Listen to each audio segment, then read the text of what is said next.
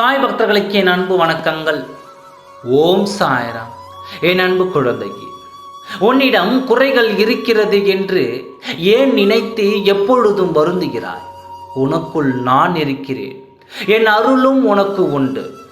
உன் வாழ்க்கையில் நல்ல விஷயங்களை அடியெடுத்து வைக்கும் காலமும் நேரமும் வந்துவிட்டது.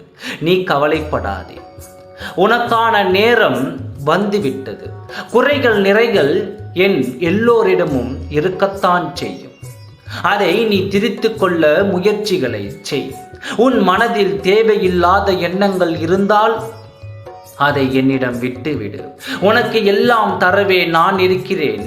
தேவையில்லாத விஷயங்களை நினைத்து வருந்தி கவலைப்பட்டு கொண்டே இருக்கிறாய். நடப்பது எல்லாம் நன்மைக்கே என்று என்மேல் நம்பிக்கையுடன் செயல்படு. உன் மனதில் உள்ள எண்ணங்கள் உன்னை தடுமாற வைக்கிறது.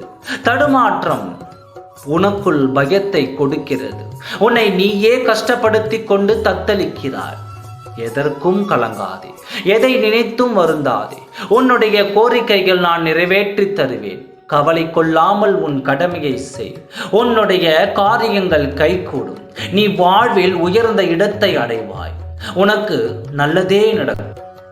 உன் மனம் உடைத்தவர் நீயே கதி என்று உன்னை தேடி நாடி ஓடி வருவார். அந்த காலம் வெகு நாட்கள் இல்லை. இன்னும் சற்று காலத்தில் உன்னை தேடி அவர் வரத்தான் போகிறார். மகிழ்ச்சியோடு காத்திரு, நல்லதே நடக்கும். ஓம் சாய்ராம். நன்றி, வணக்கம்.